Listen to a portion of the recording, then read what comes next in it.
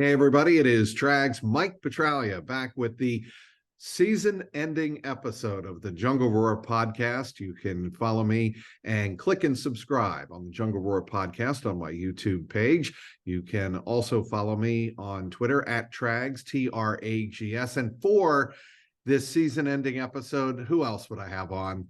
The most reliable, dependable guest of the Jungle Roar pod over the last 2 years since we've been on the air. Yeah, the one and only James Rapine. Do not tell Paul Daner Jr. I told you that, because he already thinks your head is too big, James, for being on this podcast more than anybody else. I'm sure he does. But Paul, you lose again, my friend, because if you give me that title, then I will take it, Trags, and I appreciate it. Thanks for having me, as always.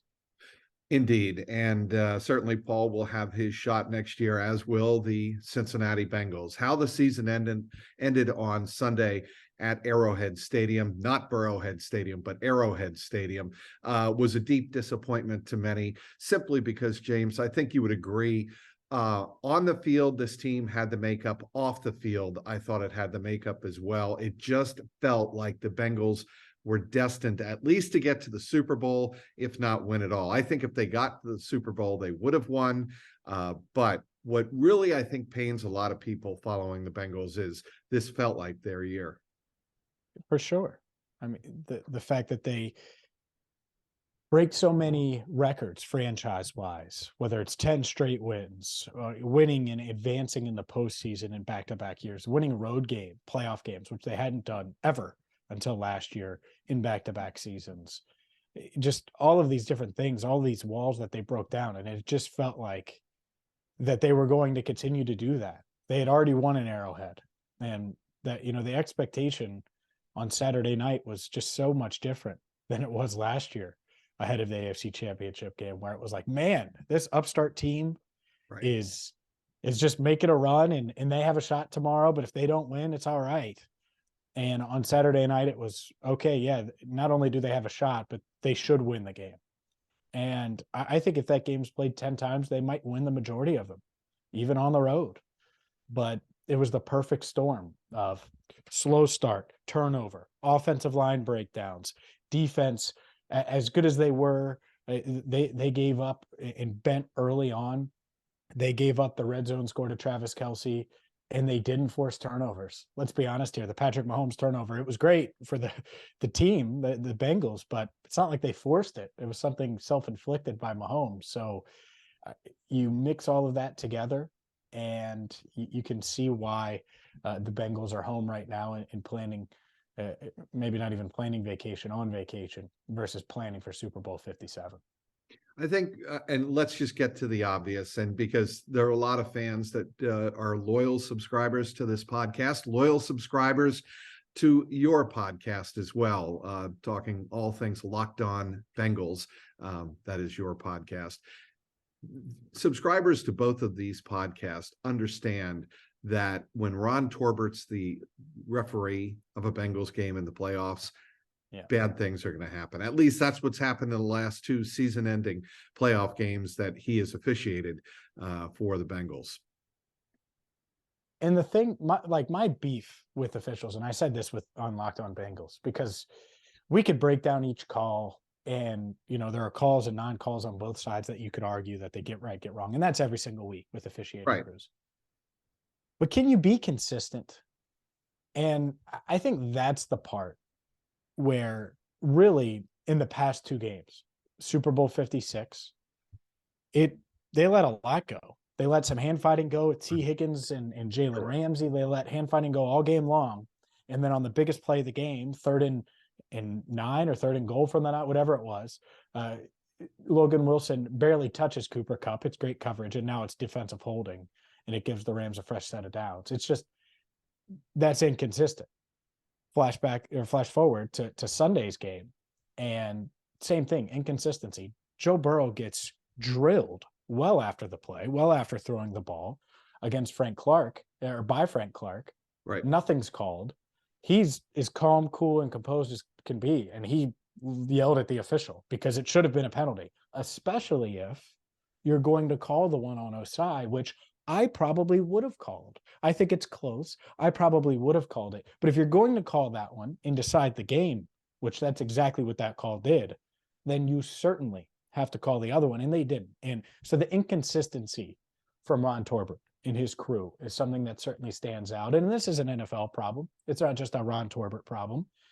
And it's a bummer because I do think, Chiefs fans are saying keep crying. Bengals fans are not crying. They're pointing out their beef with it. I don't think it's a Bengals Chiefs problem. I think it's an NFL problem. And a lot of NFL fans saw that in the AFC title game. And the ones that didn't have a dog in the fight, right? Analysts nationally, locally in the other markets. I feel like that officiating, they realize it's an issue. And that's not what you want when you're talking about such a great game between Mahomes and Burrow with a Super Bowl chip on the line. And hashtag NFL rigged was trending after immediately after, not only immediately after the game, James, Yep. several days, a couple of days anyway, after the game. That is, I would think if I'm in the NFL communications department, in the PR office, that would bother me. But I think they're just, going to close their eyes and turn the other way and say, keep the money, keep the checks coming into the National Football League, and all the owners are going to sign off on it. I just think there's absolutely a credibility problem in New York with the NFL. Yeah, it's I don't know the exact solution, but it needs to be more buttoned up because that can't be, look, it's the Final Four. That can't be one of the two best crews that you have. I mean, they didn't know how to spot the ball on the Marquez Valdez-Scantling first down. That really wasn't a first down, and I can't believe they ruled it a first down. And that went to New York, by the way, on the challenge. The whole replay third down was just a joke, and they explained it poorly, and it's still a joke. And I get it, the Bengals got to stop, but it still matters in the moment. Took 90 seconds off the clock.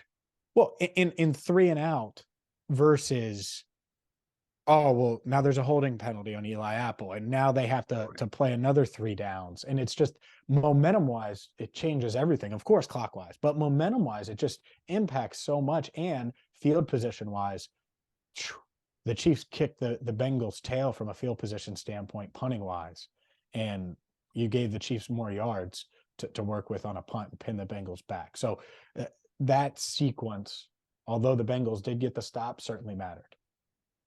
My only criticism of Joe Burrow, I think, on Sunday would be one pass. You know which pass that was? Which one? T. Higgins down the right sideline. Hmm. And it's the one Brian Cook tipped up and Joshua Williams intercepted. And my daughter, Janie, pointed this out. And she said to me, asked me in a text, she said, they were going up and down the field taking 5, 10, 15 yards.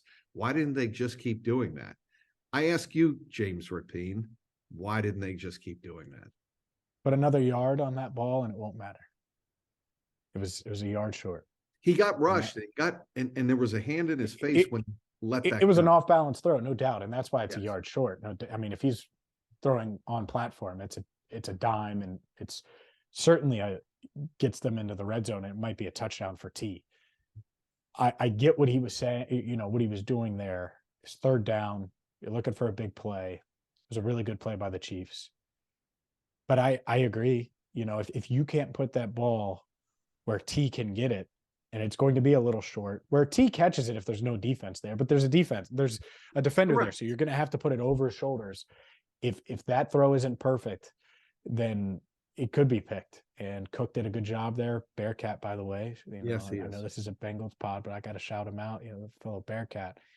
And look, I agree with you. I think he would certainly like to have that one back. I also think he might make that throw again. He might just make sure he puts a little more juice on it. So it's tough. It's tough because Burrow was good, wasn't great. Great Burrow wins that game every time, and he wasn't great, but I thought he was good. And he was good enough for them to win. But that was one of the final 2 drives in 10 minutes, with 10 minutes left in the game where they had a chance to take the lead and they didn't. And you do wonder if they somehow pick up a first down there, if they're able to get going and get in rhythm. And instead they didn't when he took the shot downfield. I know you're not a baseball fan per se. That's not your number one sport. Football is. Not number one. No, of course. Football is. But I'm going to bring up a baseball analogy here and send us back to 2003. Tim Wakefield gives up the game-winning homer to Aaron Boone, right? Sends the Yankees to the World Series Game 7. Yeah. And he was the GOAT. And he was crying at his locker. I remember being in the Red Sox clubhouse after that game. Season ended in horrific fashion. Yep. And you know where I'm going with this. Joseph Ossai makes a clear mistake. I mean, if he has it to do over again, he lets up.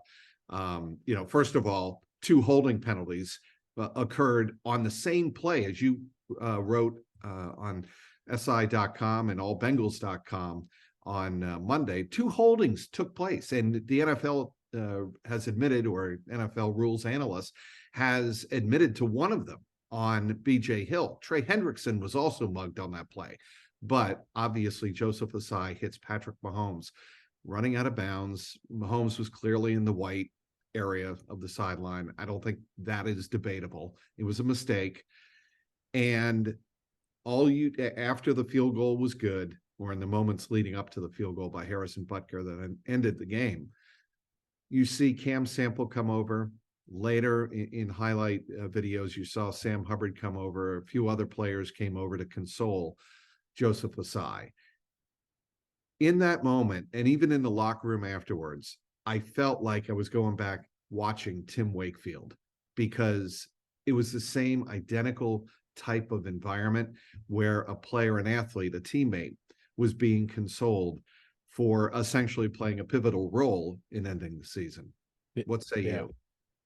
Yeah, I think it sucks.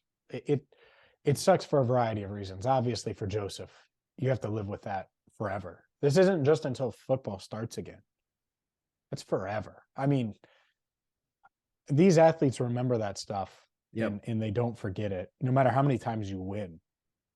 I guarantee you, for example, if I asked Joe Burrow about certain passes he made in Super Bowl 56, he'll remember. If I ask him about certain passes he made in his state championship loss in high school, he'll remember. I'm sure maybe back to Pee Wee. I remember stuff like that, and I'm not on their level of anywhere close. Right. Never got anywhere close. You remember certain moments, and that's one where it's just, you hope that he can grow from it, learn from it, and it fuels him to be great. Because I think Joseph Ossai could be really, really good. I mean, he's 22 years old. We saw how effective he was in the second half of that game. And I think he's, it was basically his rookie year, because he missed his entire rookie season due to an injury, multiple injuries. So hopefully it fuels him. Hopefully it makes him better and he learns from it. Hopefully this team learns from it, because the margin for error in moments like that and games like that is so thin, and you have to be so disciplined. And usually there's a team that makes a mistake like that, and you never want to be that team. And sometimes you are. And maybe this is a way for Zach Taylor, for everybody to learn from it and make sure that doesn't happen again, because you cover those Patriots for a long time. There weren't many penalties and endings like that. And there really aren't in major playoff games like that. But this is one that we'll remember. And the other part of it is, again, the consistency aspect from officiating. And I'm not complaining about the call. I'm really not. Right. But it decides the game. And so if you're calling that, please be calling it before then, or let it go and don't react to the fans. On the play before Samaje Perine's touchdown run, Mixon was clearly drilled out of bounds by a secondary tackler, and that should have been a penalty. Now, granted, it was at the 2-yard line, and I think the Chiefs player knew that if he takes a personal foul here, it'll mean, 1 yard? Sure. Mixon got shoved out of bounds, but at least throw the flag to show, we're on this stuff. But to not throw it in that particular case, and then throw it against Joseph Ossai to essentially decide the game, that's what I think Bengal fans would have a problem with. Yeah, and to me, it's the basketball analogy of, all right, I get calling certain things at certain times, but you have to understand, with 2 seconds to go, if you call a foul here, the game's over.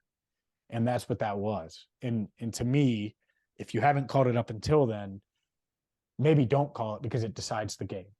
Now, if you flip it Of course, the Bengals would want that call for Burrow. The Bengals would want that. I get it. I understand it. And I get why it's called. I'm not even debating the fact that they called it.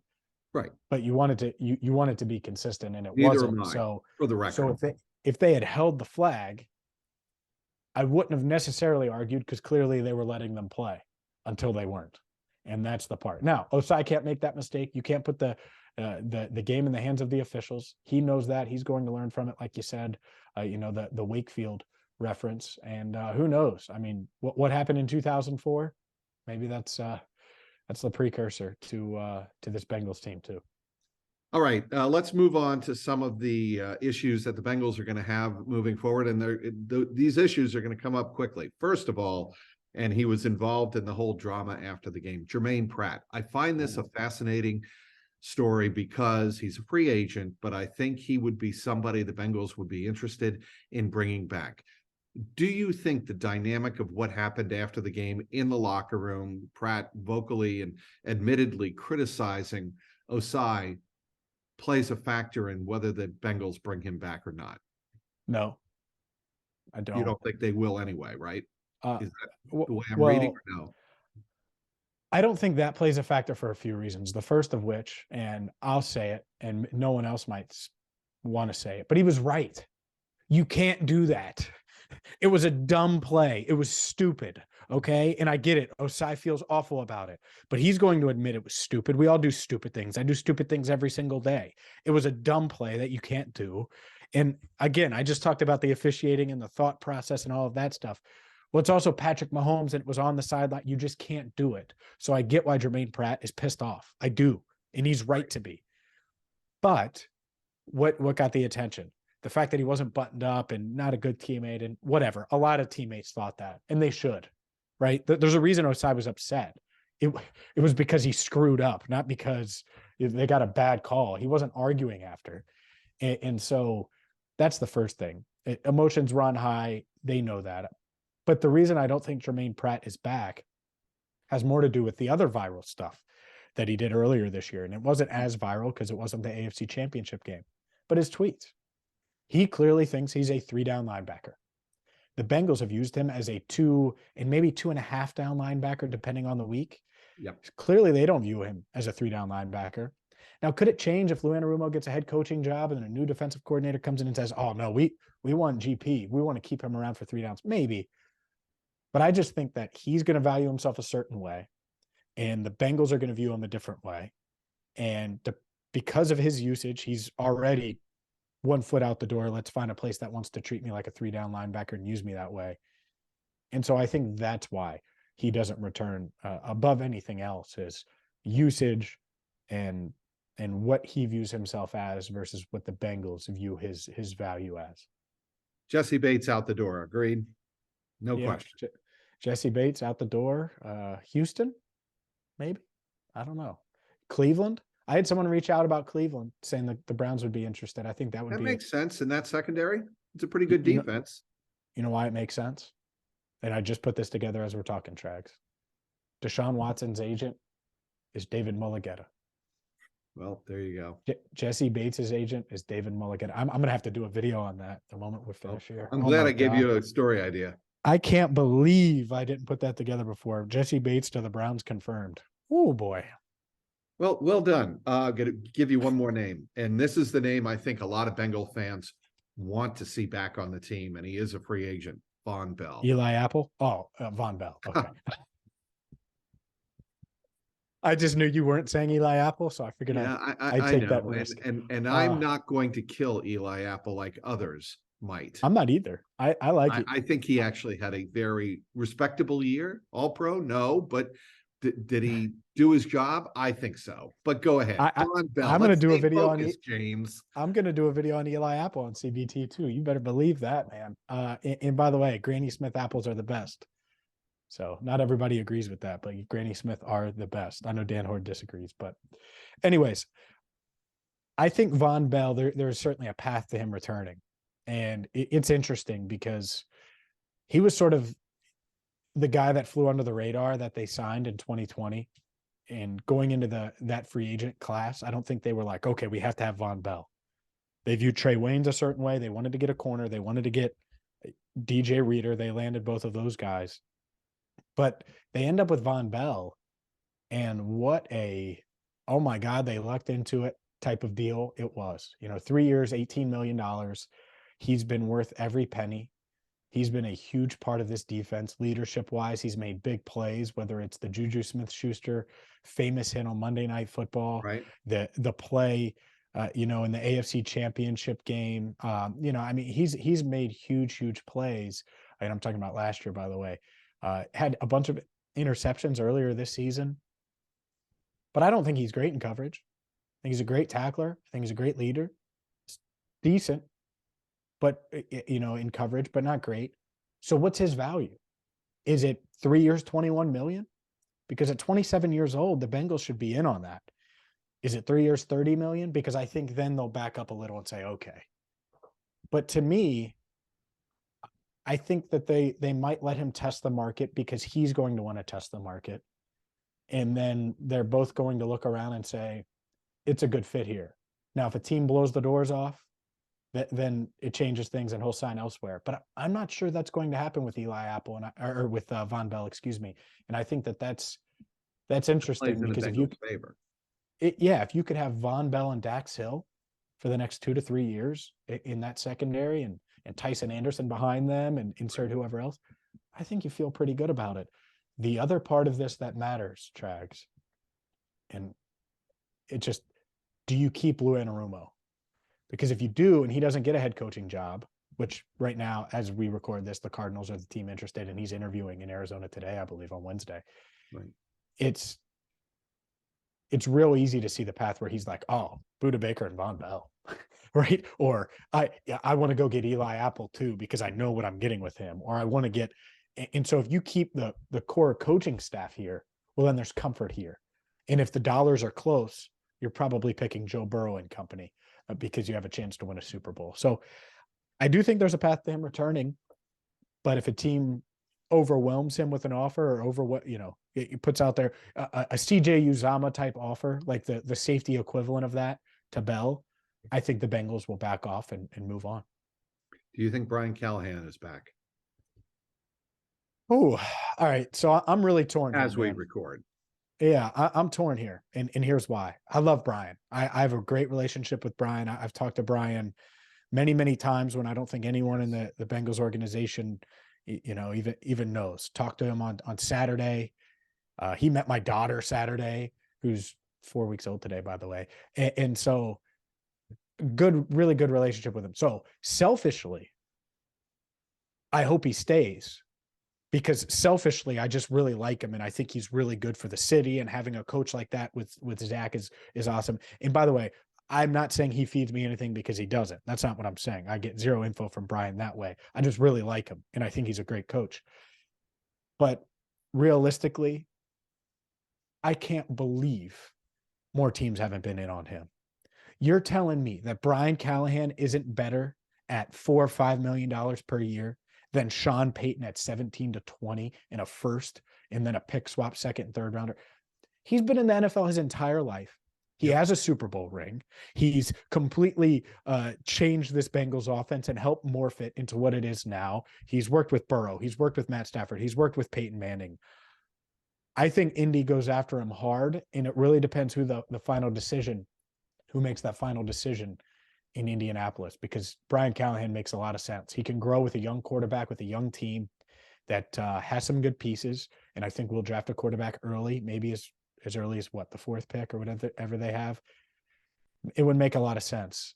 That being said, Jim Irsay is calling the shots, and I'm not sure if he's going to want Callahan, but I think Brian Callahan, NFL lifer, someone that a lot of NFL head coach, or NFL GMs and owners should be going after for their head coaching job. So we'll see. I hope there's one more year. It's a matter of when, not if, he gets a head coaching job. That's why I'm willing to selfishly say I hope he sticks around, because it'll be just one more year, most likely. But at the same time, for him, I would be ecstatic if he lands a head coaching job. When does the Joe Burrow extension get done? About the time Brian Callahan accepts that Indianapolis Colts job. No, soon. I think it happens very quickly. Before free agency, They get it done. And the thing that the Bengals really need to be direct about, and the word direct it might not be the best way to describe it, but Joe, we want to give you the world. And despite all of the outside perception of the Bengals, they've done a lot in the past couple of years to show Joe Burrow that they're going to do whatever it takes to win. Right. This offseason, I think the next thing is manipulate the cap some to add as many pieces as possible and not just say, oh, well, we're close to the salary cap. Yeah, but you can restructure and you can move and you can twist and bend. And they don't really do that like most teams do. And so that's the next step. And after they hit that step, they've done everything. They've showed them that they're willing to draft weapons, that they're willing to be aggressive in the draft, that they're willing to be aggressive in free agency and address the offensive line and other weaknesses and spend money to do so. So is he willing to commit long term? And by long term, I don't mean 5 years. I mean like long term. 8 to 10. If I'm the Bengals, that's what I really try to convince him is, look, and maybe they roll out a unique structure where it's a percentage of the cap versus an actual number. That seems a little edgy for them. I don't know if they'll do that. But the reason I say that is that's going to give them ultimate flexibility to keep everybody and go after other pieces and really maximize this window to win. And I think he's aware of that. And I wonder how much of this, I mean, he's already rich. He's already rich. Yes. And he's going to get much wealthier and make a ton of money. The question is, does he want to become a free agent potentially at 31 years old and put himself in position for that to get another huge deal? Or is he willing to do the Patrick Mahomes route, which would really benefit the franchise, still make Burrow rich beyond his wildest dreams, and give them a chance to be, competitive in free agency, not just this year and next offseason, but in 2026 and 2027, in the years where Burrow really should be at his peak, at his prime. The argument for getting the Burrow deal done, to your point, is, and getting it done sooner rather than later, is to know the variables that you have to work with and not the other way around where you're trying to go after free agents and say, well, we have to save money for Joe Burrow. I think it behooves the Bengals and Katie Blackburn and Troy Blackburn to get the deal done earlier, know what it's like when you go buy a car and you have so much money, you say, okay, I'm willing to buy this, spend this money, go do it. And I have a cost assurance. And I think that's what the Bengals are looking for when they are talking about Joe Burrow is, we know what we have to spend on Joe. Here's the money we set aside. We got the deal done. Here's where we go from here.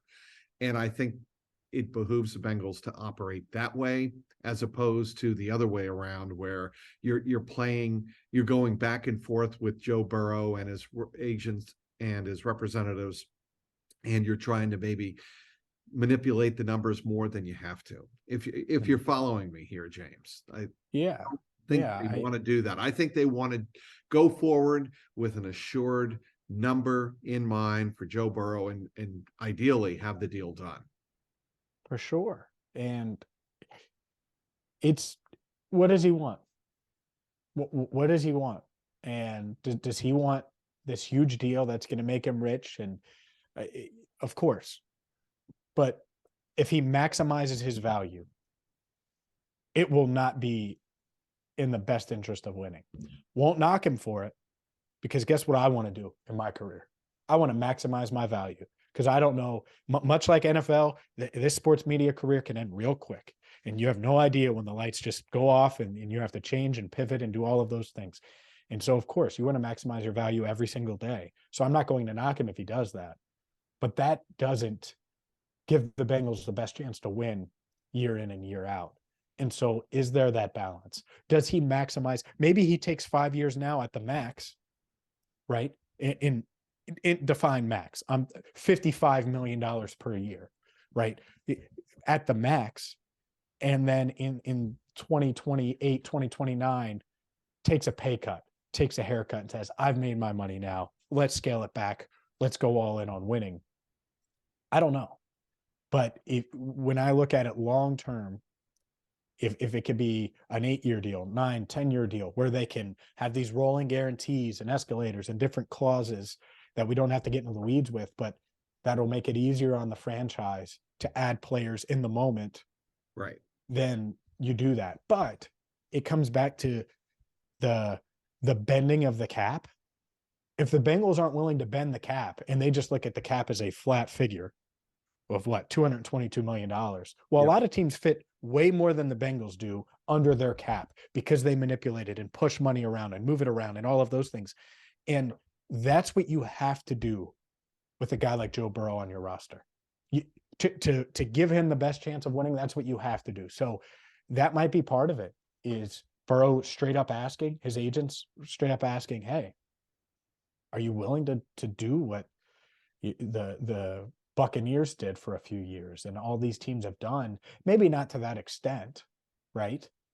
But to a lesser extent that gives you a little bit of an advantage. I think that aspect of it, and the Bengals might be laughing at me for even suggesting this, but I think that certainly matters and can make the difference between having, I don't know, an offensive line issue versus not having an offensive line issue, or having that extra pass rusher, or having a fourth receiver that can make a difference. All of those things. I am not in favor of trading T. Higgins. I know that there's a theory, a working theory out there that you trade him for 2 number ones or a 1 and a 2. I do not do that. I think he is too valuable on this team. Jamar Chase is in part Jamar Chase because you do have T. Higgins on the other side. Now, both of those guys, Jamar and T. Higgins, were doubled on Sunday, and it impacted what Burrow was able to do, but still Burrow made plays. I think you want T. Higgins on this roster at least next year and long-term going forward if possible. If you could trade him for Garrett Wilson and a second rounder, sure. But you've seen Garrett Wilson play. If you could trade him for Chris Olave and a 2, fine. Well, guess what? You're not getting that. You're getting a first rounder who you don't know, which receivers are going to be available, which ones aren't. It's not a straight up, oh, we just take a receiver. Well, that's how you end up with Treylon Burks for the Titans, where you box yourself into a corner. This Bengals team is so reliant on 3 receivers that even if they keep Boyd and Higgins and Chase, guess what there is a need for? A speed receiver that can play that 4th spot and actually get open and make a difference and line up in multiple spots. And that's probably a rookie. That's probably not a first rounder. But can you imagine getting rid of T. Higgins? What I would say, well, you better replace T. Higgins and find another receiver. Like that's the thing that I come up with when people talk about Boyd. Oh, well, they could move on from Boyd and say, okay, that sounds great. Well, now you need a slot receiver and you still need another option.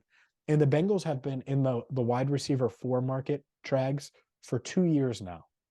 They were open to drafting a second receiver in Chase's class, and it just didn't work. The board didn't fall to them.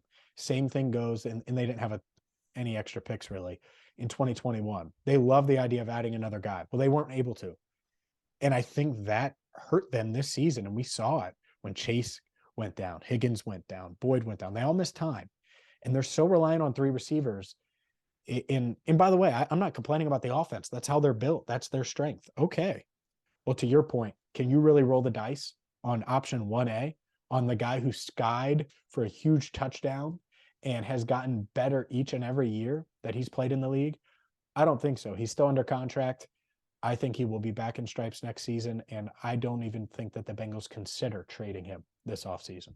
I would concur with that. Tom Brady made his retirement, his second retirement video of 53 seconds on Wednesday morning, released it. I'm going to give you a little bit more than that as time is winding down on this season-ending episode of the JungleRoar podcast. I'll give you 60 seconds to give me your thoughts on Tom Brady hanging it up, not going out to play in Las Vegas, not going to Miami. He's hanging him up for good. Good for him. Who am I to tell him after 23 seasons what he should do?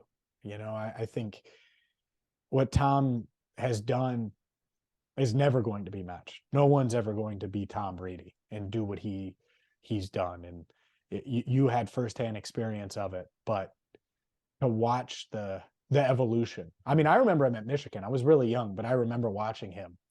and to do that, to then be this all shucks pickup truck driving Super Bowl champion quarterback that's starting in place of Drew Bledsoe against the Rams, and all the way to marrying a supermodel and throwing, setting a touchdown record to Randy Moss, to winning 4 more Super Bowls in 2014 on. I mean, this dude, he's unbelievable. And not many, if any, have the drive that he does, clearly, the desire to win. And so I don't think there'll ever be another Tom Brady. So congrats to him on retiring. And I'm happy for him. If he had wanted to play again, I would have been open to it. As you know, I thought he was going to continue.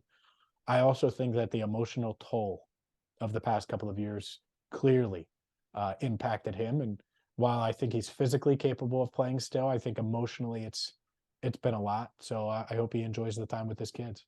I think that is a great take. We were both fortunate enough on December 18th to see the Bengals and Joe Burrow take on Tom Brady and the Bucs. Bengals winning that game 34-23. And, little did we know that, a month later, essentially, he would be retiring from football. I'm glad we had the opportunity to witness that.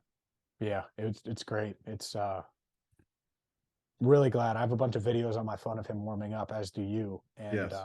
It's one of his last games, right? I mean, that's something you mentioned for a long time. So yeah, I'm excited. It wasn't his best game, no doubt about that, but he did show flashes of the old Tom. And this year was really a rough year in general for him. So I'm glad he walks away, and you could say, hey, he still led the Bucs to the playoffs in all 3 seasons he was there, won a Super Bowl. If I had told you that when he signed with Tampa Bay, I think everyone would have signed up for it. So I think even his last ride was a successful one. He is James Rapien, does an amazing job covering the Bengals for allbengals.com. Locked On Bengals, the only daily podcast dedicated to your team in stripes. You can follow him on Twitter at James Rapien. James, thanks again all season long for joining me throughout. Really been a pleasure. Hopefully we get to do this again next year, and maybe all the way to the Super Bowl this time, and maybe they can win it. Thanks for watching and downloading this episode of the Jungle Roar podcast. Thanks for watching all season, for that matter. You can click and subscribe on the link below.